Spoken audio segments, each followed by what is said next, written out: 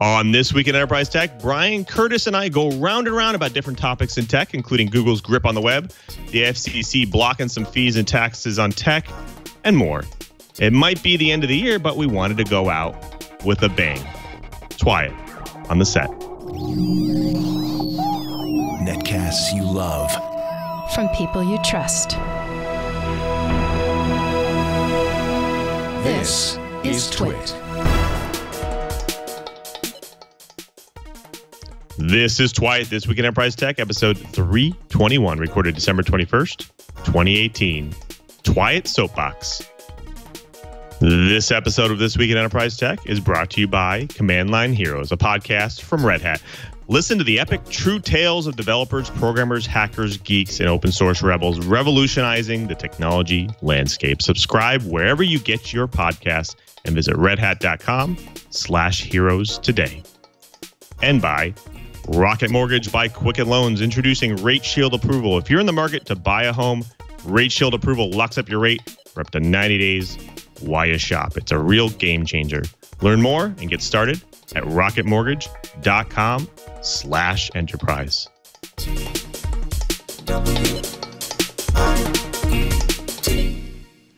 Welcome to TWiET, This Week in Enterprise Tech, the show that's dedicated to you, the enterprise professional, the IT pro, and that geek who just wants to know how this world is connected. I'm Maresca, your host, your guide through this big world of the enterprise. But I can't guide you through this final live episode of 2018 alone. I need some help from some of my favorite people and coincidentally some of the smartest people in the enterprise tech. Starting with Mr. Curtis Franklin, senior editor at Dark Reading. Curtis, you are entering the holiday season with a bang, I think, with some amazing races I see.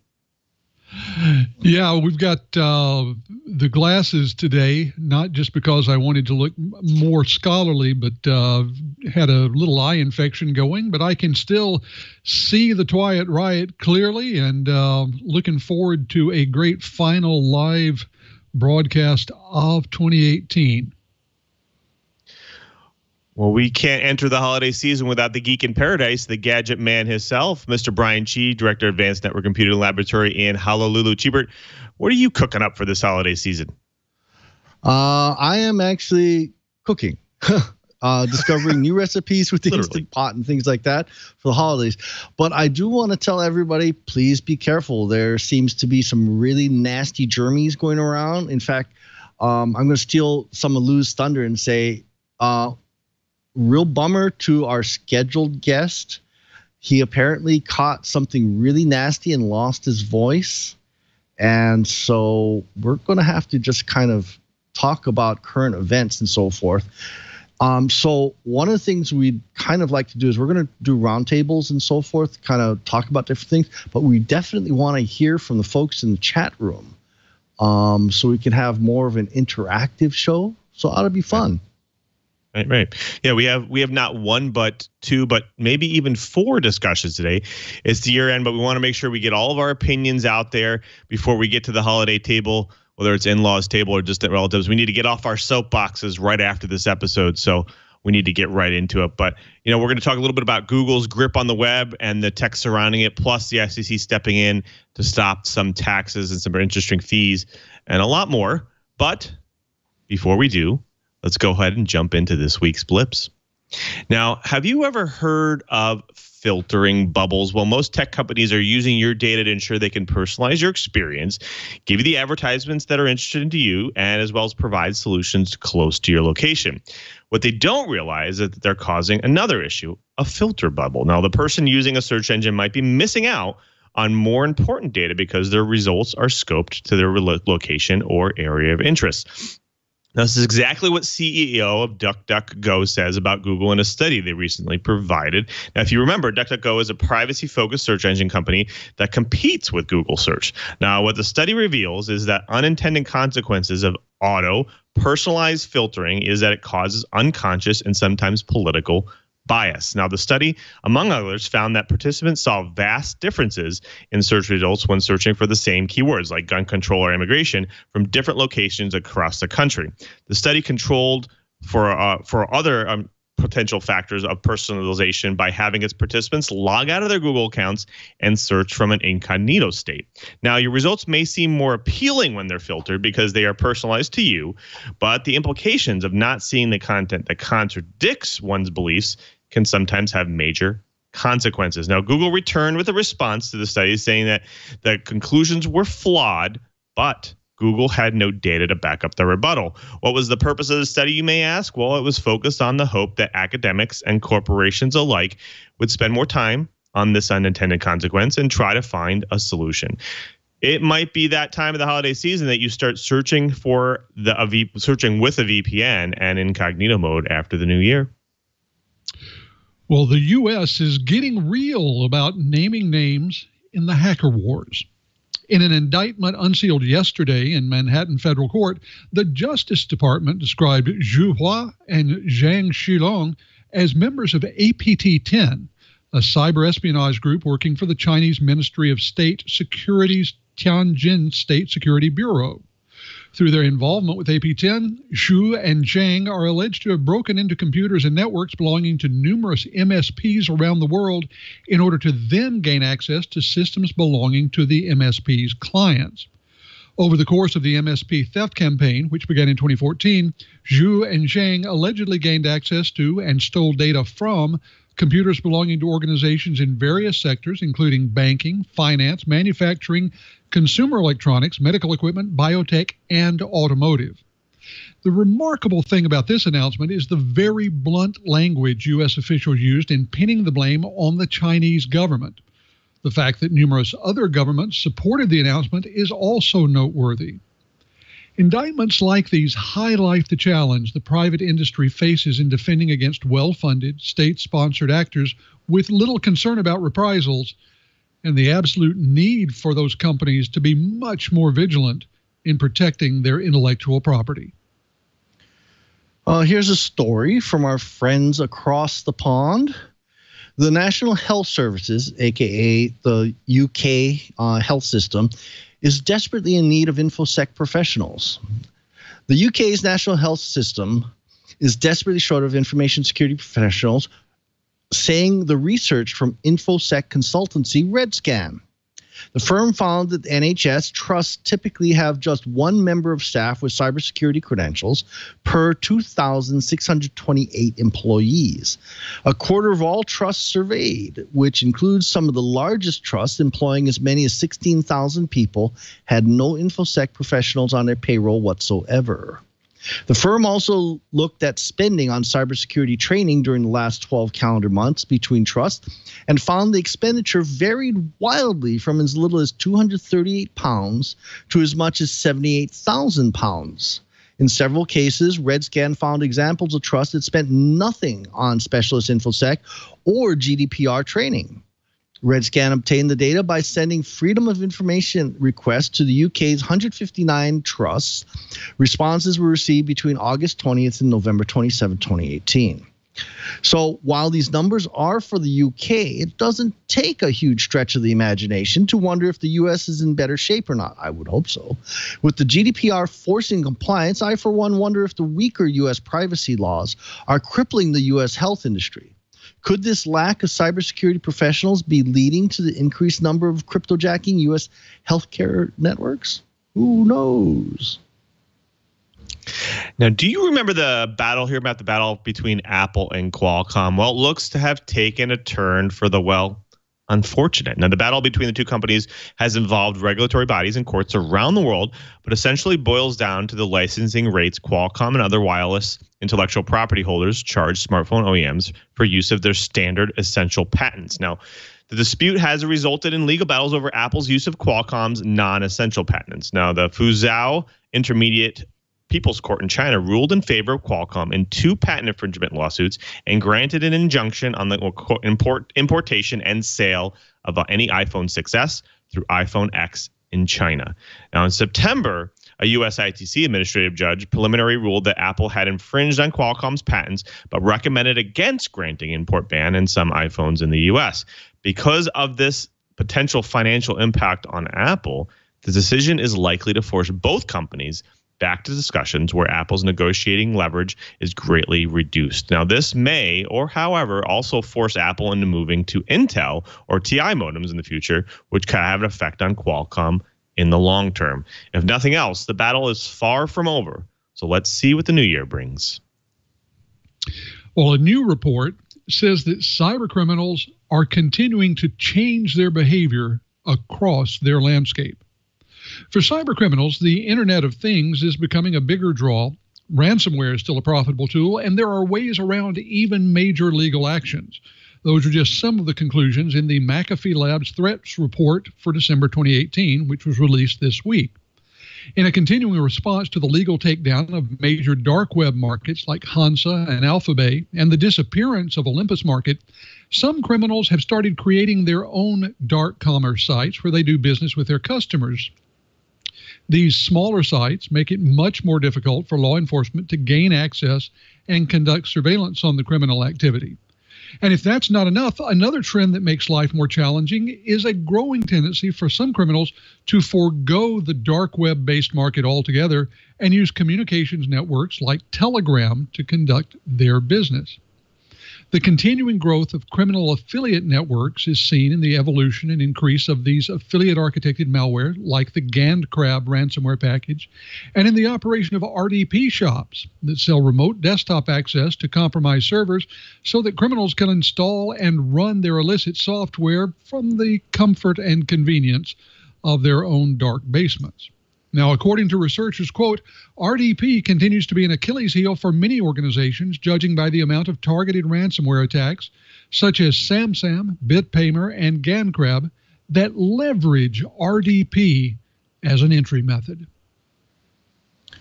Well, our friends at the FBI have opened a criminal investigation into net neutrality comment fraud.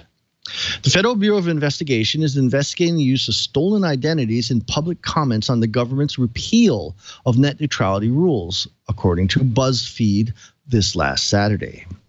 The investigation focuses on whether crimes were committed when potentially millions of people's identities were posted to the FCC's website without their permission, falsely attributing to them opinions about net neutrality rules, according to this report. Two organizations told BuzzFeed News, each on condition that they were not named, that the FBI delivered subpoenas to them related to the comments. The FBI subpoenas came a few days after similar subpoenas sent by the New York Attorney General Barbara Underwood in mid-October. Underwood's subpoenaed more than a dozen telecommunications trade groups, lobbying contractors, and Washington advocacy organizations, according to a New York Times report in October. The New York Attorney General's office estimates up to 9.5 million comments on the FCC Commission's net neutrality repeal were submitted using stolen identities. But the New York Attorney General's office said in November 2017 that FCC Chairman Ajit Pai's office had refused to provide information needed for the investigation. So these kinds of numbers kind of make it look like maybe the FCC's support for revoking the Obama administration's net neutrality laws are being misled by millions of comments. Well, folks, it's the holiday season and hackers are on the prowl for sparsely funded IT organizations and new poorly secured consumer devices. Well, this latest attack is no surprise for this time of year. A massive swarm of email-bombed threats is prompting closures at hospitals, schools, public transit agencies, and businesses across the U.S. and Canada. Now, the emails warn that explosives have been planted in the recipient's premises and that they will detonate by the end of the day unless the target pays $20,000 in Bitcoin. Now, disruption to the San Francisco municipal railways, bus lines, and evacuations of the Jewish Community Center of San Francisco Fire Credit Union headquarters, and according to many chronicles over there, multiple hospital and business closures in Chicago, as reported by the city's ABC7, building closures and school lockdowns in Tampa, Florida, just to name a few. Fortunately, to date, there have been no physical explosives found in any of the reported cases. What's the end goal of such emails? Well, it isn't to make money. It's essentially to disrupt. It's a disruption technique or a honeypot for other means of attacks. Do your organization a favor and this holiday season, and don't let your guard down and let those evil elves in. Well, folks, that does it for the Blips. Next up, we have the Bites, and we have that great roundtable we're going to do with the co-hosts.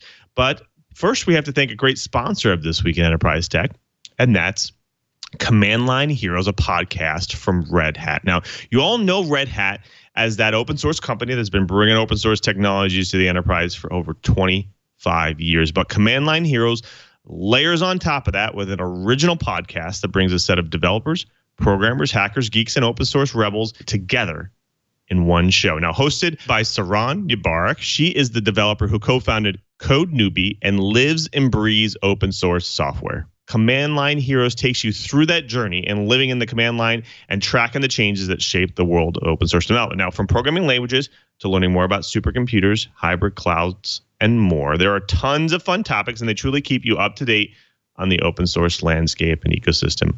The season 2 finale brings everything together by seeing how open source powers some of the grandest projects, and what better way to see what we're capable of accomplishing with open source than with people responsible for taking the work out of this world.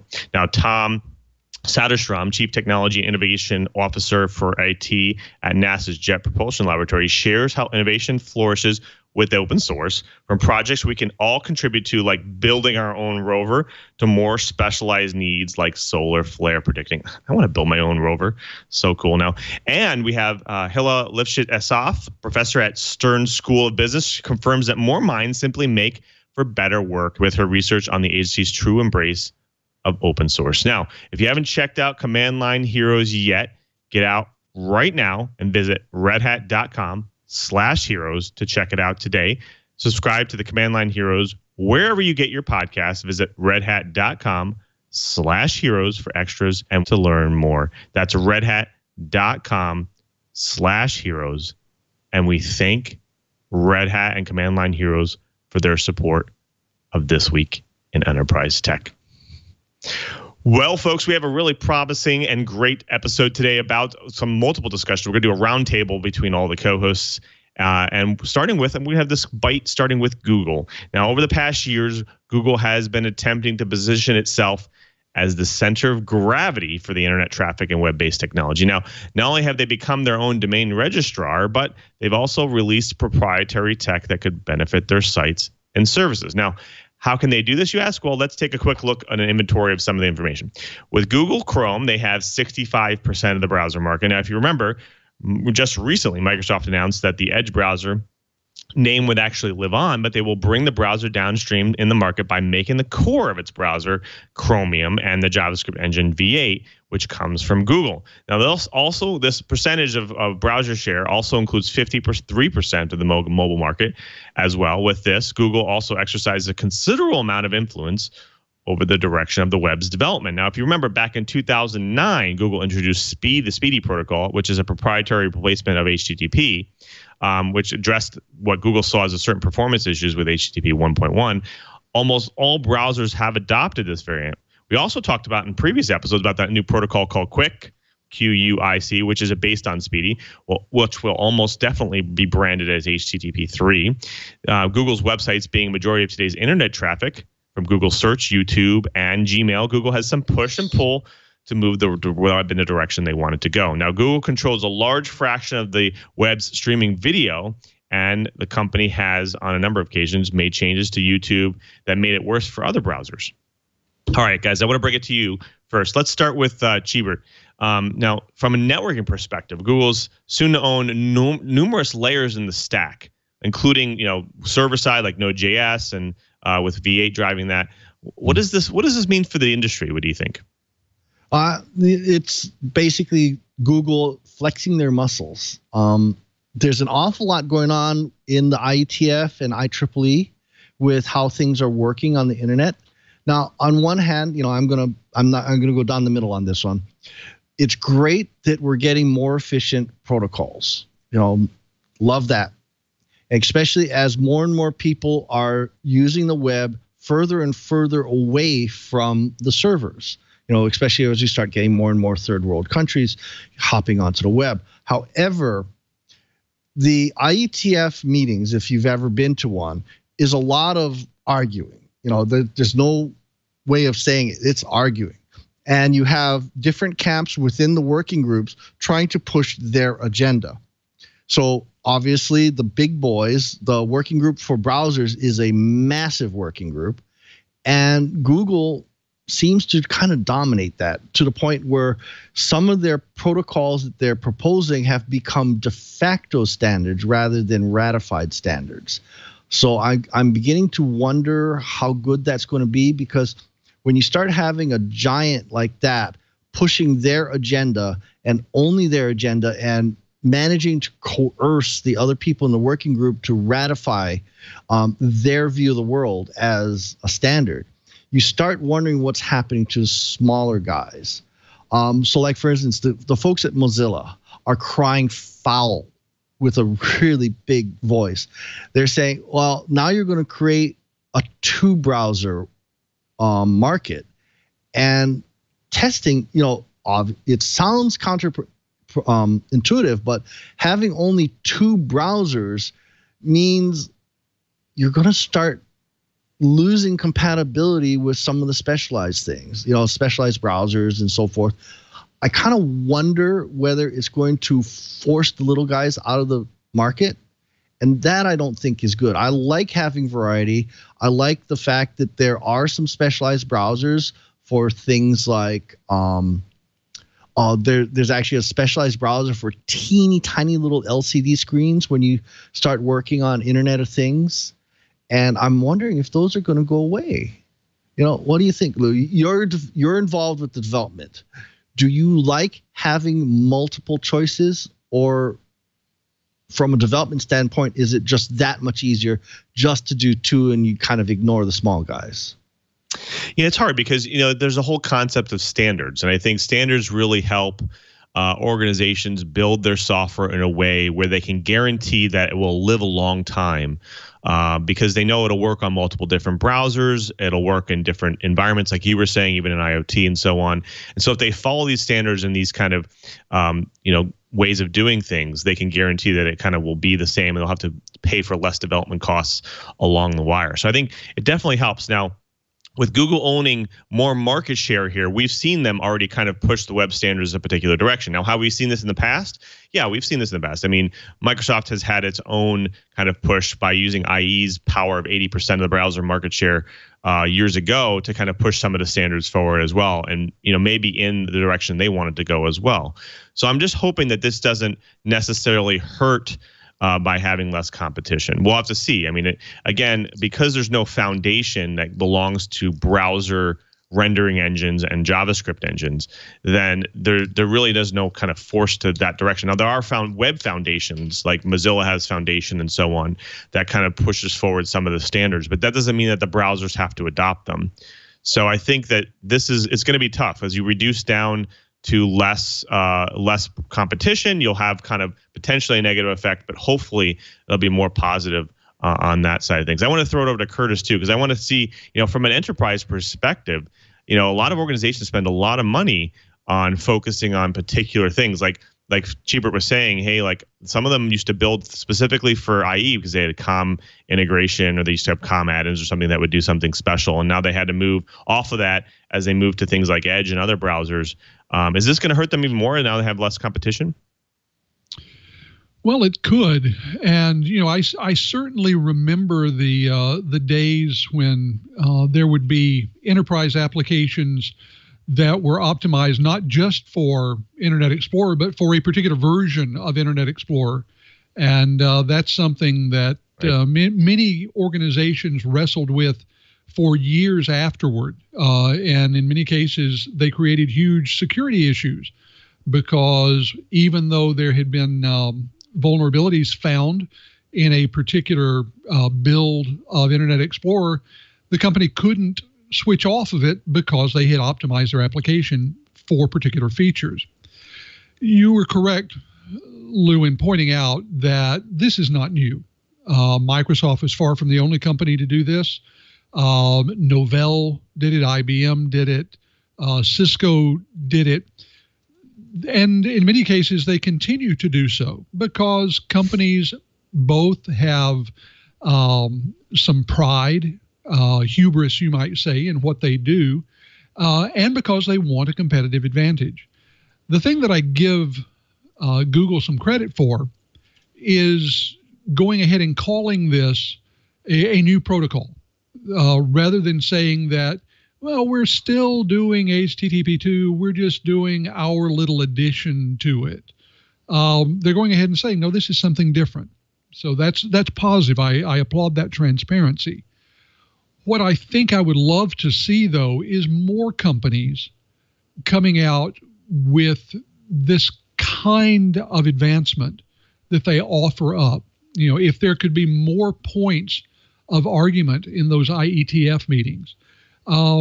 This is frankly one of the side effects of so many different companies chopping their R&D funds to the core to try and boost quarterly profits. Universities don't have the incentive to come out with the new high performance protocols.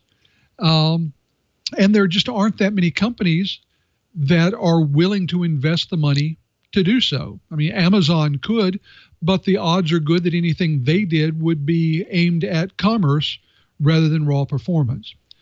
So I am concerned by this, watching it, but I've seen this too many times to go around saying that this is somehow an instance of the sky falling. All it will take, frankly, is one slip up by Google to have some other company ready to leap in, and we'll be talking about a reshuffling of the browser wars and on a future show. You know, there's kind of an interesting effect. I'm going to go and put on my botanist hat here. When you have a forest that has just one species of tree, if a disease hits that forest, you lose the entire forest. But when you have biological diversification, it makes for a healthier forest altogether. I think I'm going to use that as an analogy for the browser world. If there's going to be one dominant browser and there's a vulnerability that might creep in, probably going to creep in, that means the attack surface is dramatically increased. Now, I will say one thing. While I use Chrome as my primary browser, it is a CPU hog. When I do a top on my Mac, Chrome is almost always the #1 user of CPU. And it's actually not just a straight line. It's actually an exponential curve. As you open more and more tabs, Chrome uses an exponential amount of resources to the point where, you know, I must reboot once in a while. So on one hand, I don't like a single entity, you know, like a single species forest in my analogy. I would like to have more choices, but I do hope that with Microsoft and Chrome and so forth, kind of sharing resources, hopefully sharing some development, maybe just maybe some of the efficiencies that I used to see in Edge will start creeping into Chrome, because Chrome needs to learn how to be more efficient. Their programmers or someone somewhere along the line is using resources like you have unlimited resources, and you don't, especially as we start going into these really small mobile devices that are always on. We can't afford to have those small mobile devices with gobs and gobs and gobs of RAM, because RAM takes power. I'd love to see Chrome become just as efficient as Edge. I actually kind of like Edge, even though I'm on a Mac. I'll use Edge as my primary when I use my Surface Go. But I think we need some cross-pollination on efficiencies here. Right. I mean, we've actually heard even from, I think it was Mozilla's CEO, Chris Beard.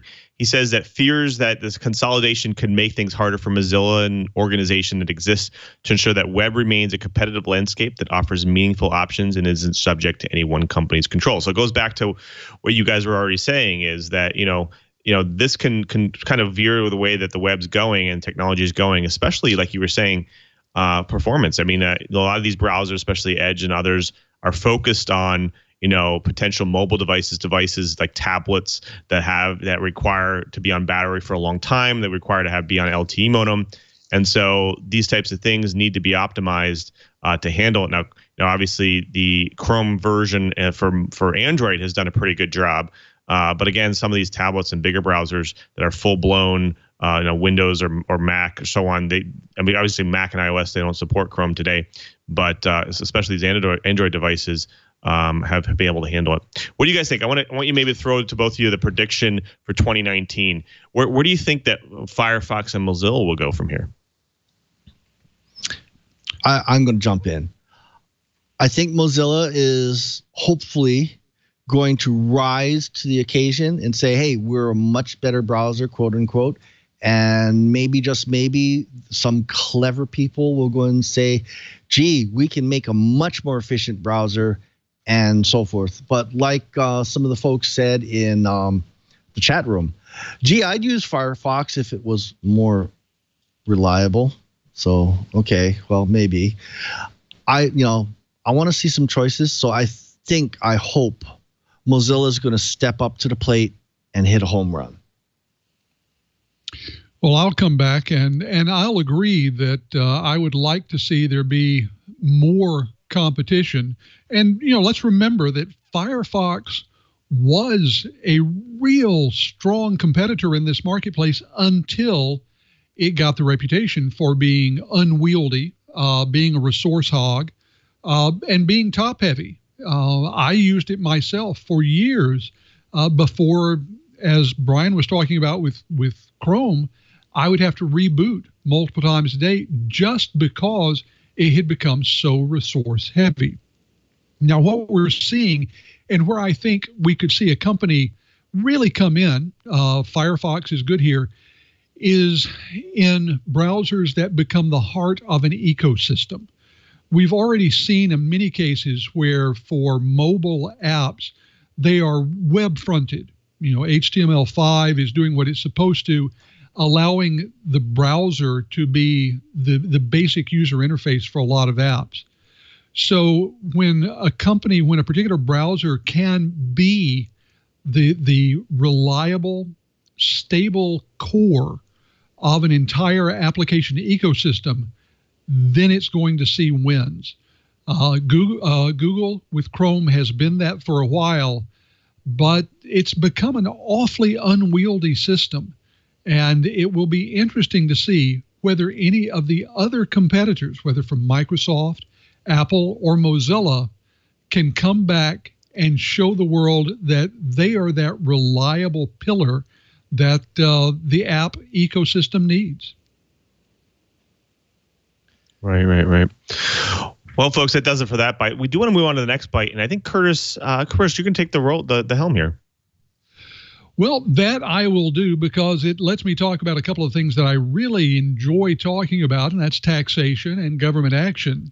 In this case, the legislators in California had come up with what they thought was a really clever plan to increase government revenue by taxing, or putting fees on, in their language, text messages. Well, that really great idea was chopped off at the knees this week when the FCC forced California to drop the plan. Now, California telecom regulators had come up with this idea, but the FCC last week voted to classify text messaging as an information service rather than a telecommunication service. Information service is the same classification the FCC gave to broadband when it repealed net neutrality rules and claimed that states aren't allowed to impose their own net neutrality laws. This is being litigated in court now, but in this case, California's utility regulator chose not to challenge the FCC on regulation of text messaging.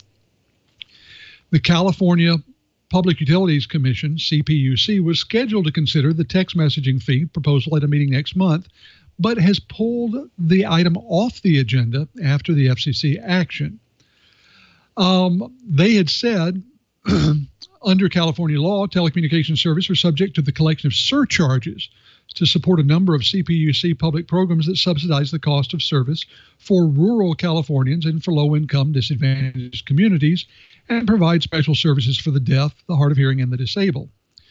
This FCC vote, though, limits state authority over text messaging.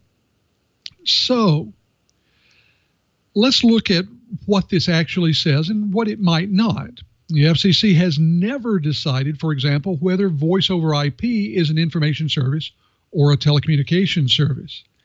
Until last week, text messaging was similarly unclassified. Now, FCC Chairman Ajit Pai argues that federal law prevents states from regulating information services. But a number of state attorneys general who sued the FCC over its net neutrality decision argue that the FCC can't preempt states in cases where the FCC has given up its own authority. So this is beginning to feel a bit like a showdown between the FCC and states over who can't do something. In other words, does the absence of a regulation at the federal level prevent regulation at the state level? Now, Cheebert, I know that this is one of those topics where you have, well, some strength of feeling about what the FCC has been doing. So what do you think about their classification of text messages as an information service?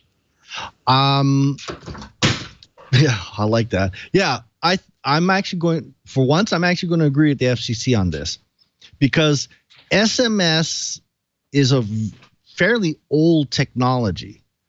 And while it might sound like it could be regulated, it's migrating. It's not going to stay SMS forever. The multimedia versions, God, I can't even remember the acronym. It starts with an R.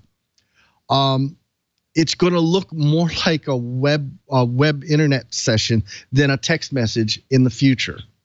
So is it telecommunications or is it an information service? Oh boy. I don't think it should be regulated. I think all the millennials listening or watching would probably agree with me. I actually live and die by SMS messages, and because I can send a text message in really, really low bandwidth areas. Even during emergencies when the airwaves are clogged, an SMS takes so little bandwidth that I can actually get in it. Now, in emergency or at any time, should we worry about, can I even afford this because there's an extra surcharge on it? I think is totally and completely wrong. So, Chumley, yeah, should the FTC step in too? I think that's going to be dependent upon whether or not the California Public Utilities Commission decides to kind of dig in their heels and try and fight this. I think the FTC might need to step in, but I think ball's in the California court. Yeah, I think the interesting thing here is that you'll notice that they've chosen a service that has been widely adopted because of the fact that a lot of these organizations, these companies like Sprint and AT&T or so on that of now offering these unlimited mechanisms. And so the way that they're I've actually heard them talk about this is, hey, well, we have a big problem, especially from a safety perspective, because people will answer messages while they're driving, or they have kind of unintended consequences to being distracted when they're doing things. And so the way we'll fix this is we'll tax them for it, and so maybe it'll be a deterrent to stop doing it. The only problem here is, just as Curt has pointed out, is it might be a slippery slope, because this means that if they are able to let's say, not tax SMS or text messages, they might move on to the next thing. They might move on to, hey, how many voicemails do you use, or how often are you on the web, that kind of thing. And so, the FTC or even the FCC is going to have their work cut out for them because the states might just kind of keep them in court forever on a lot of these things. So I'm wondering if there needs to be some greater push to prevent this from happening in the future. Well, I think it's interesting because there's a part of me that can see both sides. I mean, as a cell service, this began in the same way that cell voice calls began. This was just an ancillary service on the same network. The other hand, this has become its own communications medium, its own network, if you will. And we haven't seen it be defined really clearly. It's one of many cases where the technology ran far ahead of laws and regulations. And I think that the slippery slope argument is a very good one, because I can imagine a scenario of fee where, let's say they did it the same way that states have traditionally done fees on communications, where it's either a flat fee, let's call it 7 cents per line for the SMS fee, or a percentage of the total SMS bill, a quarter of 1%, something like that. Well, that's unlikely to be bank breaking for anyone. But once the principle of doing that is established, then other states or even municipalities could come along and say, well, since we have the principle of entering fees, we'll do our own, where we will charge a dime per message or something patently ridiculous. That's the point at which we need to have regulated earlier, and we'll have lost the chance. So while I'm not sure that I agree with where the FCC came down, I will agree that the FCC needed to decide. And now we can have courts that can and almost certainly will decide whether the court's decision is the right one. Cheebert, I want to look to you because, you've reported on a lot of these court decisions around this kind of thing. What do you think the odds are that the courts will get it right when it comes to deciding what the FCC can and can't do? It all depends on what kind of advice they get, whether they're going to listen to which lobby or expert. I was on the group that helped break the intra-LATA telecommunications monopoly here in Hawaii about a year before the feds did it. It was actually good for the market. It's all about who provides the expertise, so to speak. My personal opinion about this whole thing is it's a dive for money. And we need to say no. Our tax burden is actually really high. If you ever look at the itemized version of your telecommunications bill, there is an awful lot of fees and surcharges and taxes on there. A lot of people don't realize, things like gasoline in Hawaii, I think close to half the cost of the gasoline in Hawaii per gallon is taxes. I'm sorry, we as Americans pay an awful lot of tax. I really and truly think we need to try and make things more efficient rather than, well, let's dig deeper in the consumers' pockets and pick their wallets. No, I think that's wrong. So I am really and truly hoping that the courts actually do the right thing. Well, folks, we've gone through a couple bites here. We're definitely going to come back after the ad, and we'll talk a little bit more about 5G and some other things. But before we do have to thank a great sponsor of This Week in Enterprise Tech, and that's Rocket Mortgage by Quicken Loans. Now, home buying is not easy. It's one of those stressful things and processes you normally don't want to have to go through, especially if you're refinancing your home. Now, I remember buying my last house. It wasn't fun. I had to deal with multiple banks and different bank reps. I had to search through my information through filing cabinets and so on. And I also had to worry about interest rate hikes because as time goes on, those interest rates change. And plus, it took forever. Well, our friends at Quicken Loans and Rocket Mortgage noticed all the pitfalls in the process and are doing something about it. And they're calling it the power buying process. Now, here's how it works. Answer a few simple questions, and they'll check your credit for pre-qualified approval. In less than 24 hours, they'll give you a verified approval. Now, what is that? Well, that gives you the strength of a cash buyer. And now in some markets, people are giving offers right at open houses since it's a seller market. Now, having this in your hand is a golden ticket to getting that home you've been looking for a while. Now, once you're verified, you are qualified for their all-new exclusive Rate Shield approval. Now, first, they'll lock up your rate for up to 90 days while you shop. Now, here's the best part. If the rates go up, your rate stays the same. Now, you're probably thinking, if the rate goes down, they're not going to tell me. That's not true. If the rate goes down, your rate also drops. Now, if you ask me, as a buyer, you seem to have the upper hand because either way, you're winning.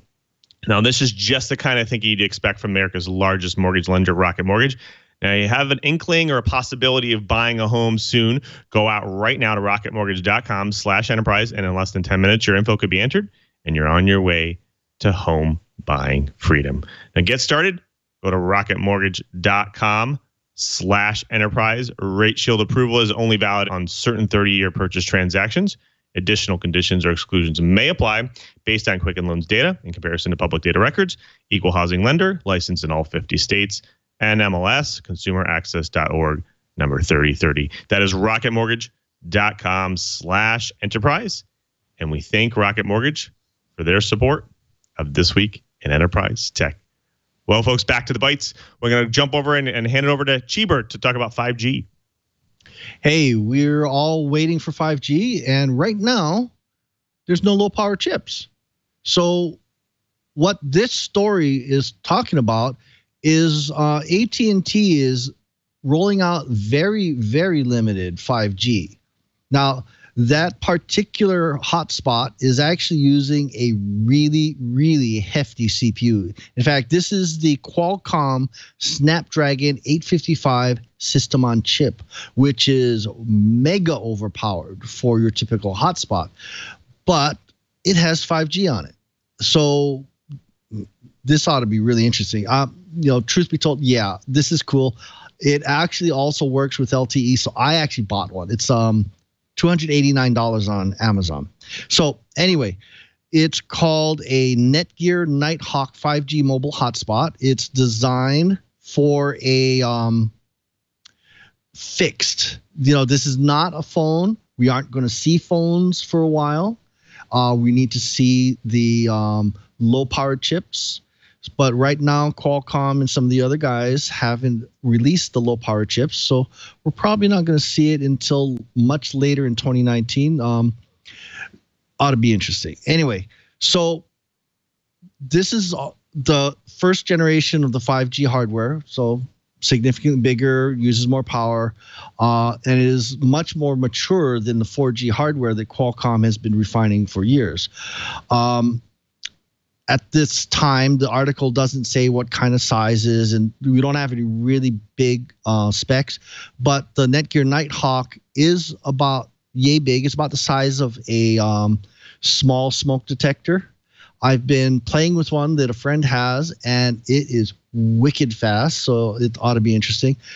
Wicked fast on 4G LTE.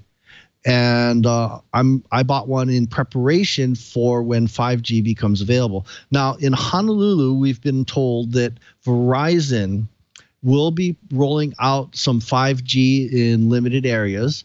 They actually went into cooperative partnership with Hawaiian Electric in hopes of being able to use some of the 5G and also 4G to bring data out of photovoltaic production systems on the households. So that's going to be really interesting. Basically, what this is doing is saying 5G is probably going to be fixed right at the very beginning. We're not going to see handsets too early. But what we are going to have with the fixed 5G wireless is real competition for the wired guys. The cable TV, in Honolulu, it's Spectrum. Hawaiian Telephone does fiber to the home in some cases. But with 5G, we're talking about gig to the home on a wireless, and that's pretty cool. And in reality, Siklu Corporation just came out with and got their 5G certification.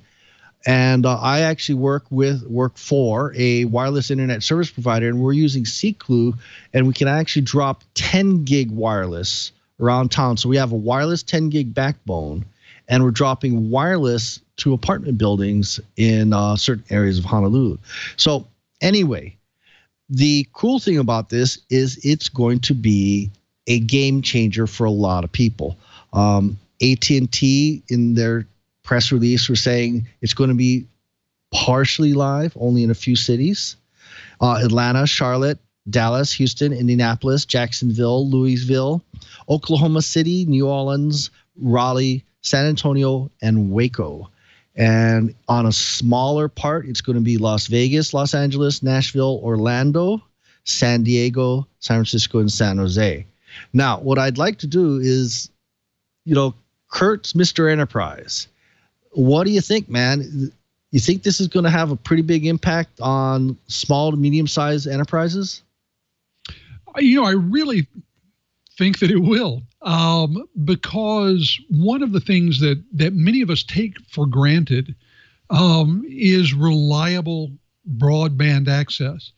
And even in metropolitan areas, we find that the coverage, both from a wireless and a cable size, is spottier than we really imagine.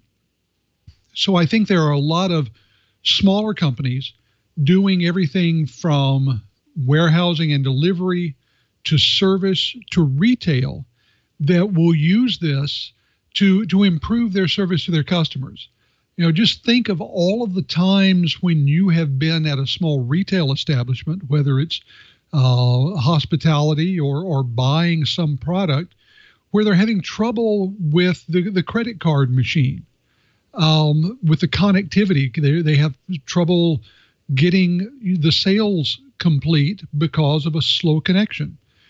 Something as simple as that can be addressed with reliable 5G connections, speeding up the process of sales, therefore allowing more sales to take place, lowering the friction for customers, therefore making those customers happier, and ultimately reducing customer churn for the business and improving the bottom line. So I think that we're going to see a lot of small to mid-sized businesses looking for ways to take advantage of 5G once it's actually there and priced for the small to mid-sized enterprise.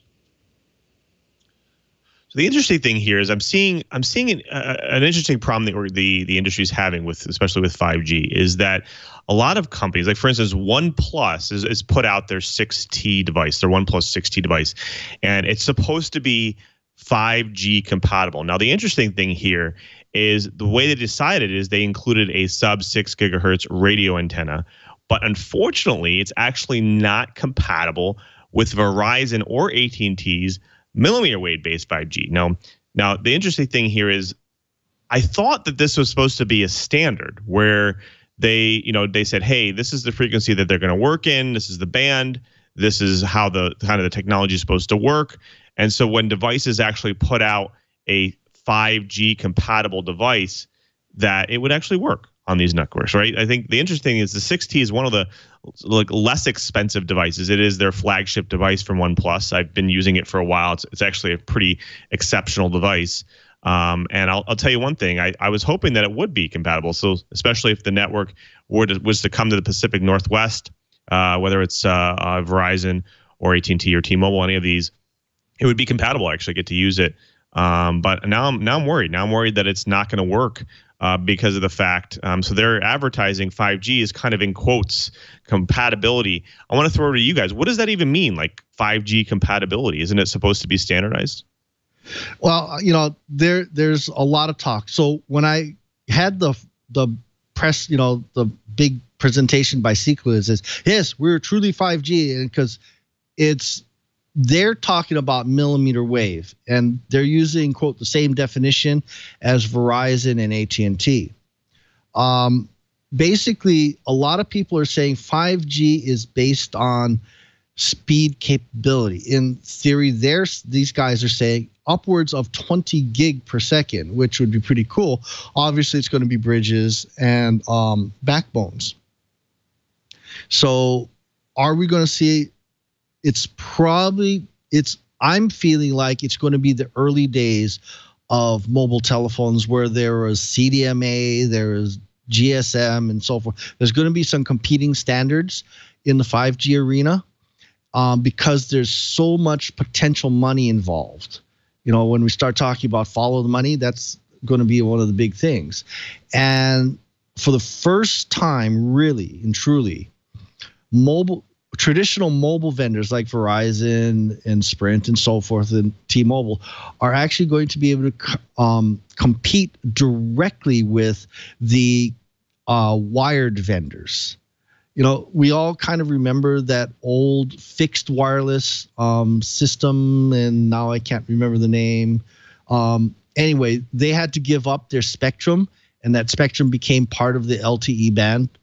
Not Cradle Point. Anyway, there has been, and it was actually pretty popular back in the day, even though I can't remember the name, but fixed point wireless has an amazing amount of potential. And I got to imagine one of the things that's going to be really, really cool is going to be for the people with RVs, because with that kind of bandwidth capability, and you just can't be moving, so there's no roaming at the beginning. We're going to be able to watch our YouTube and our different video from an RV, even if we might be just in a national park someday. Ought to be interesting. So this actually makes it difficult for hardware vendors too, because now that you've done it standardized, it's not saying, hey, this is the technology or the band that you're going to be using.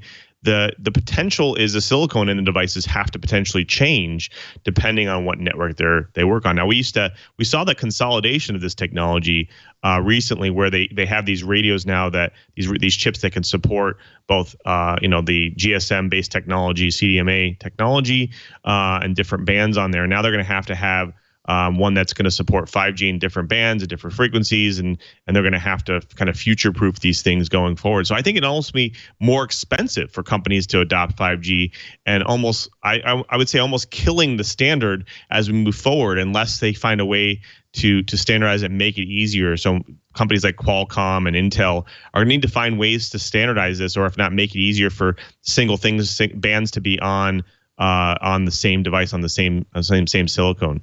I know. I mean, from an enterprise perspective, what do you think, Curt? Is this going to help or hurt the market? Well, I think it's going to be one of these cases where very early on, the enterprises that are early adopters will just accept vendor lock-in. I'm reminded of the early days of the iPad, when if you went to a vendor to buy an iPad and you wanted cellular capability, you had to choose which of the wireless vendors you wanted to use for your network, because they were different radios and you had to have different models of the iPad. We got past that. And, coming up on a decade on, I think that a lot of people have forgotten those bad old days.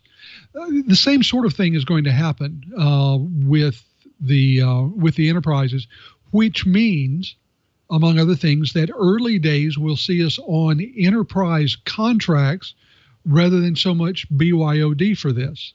The company will have a contract that they negotiate with a carrier. They'll get the carrier's equipment. It'll be a nice big lock-in for the term of the contract, 2 years probably. And after that, with any luck at all, things will get more competitive.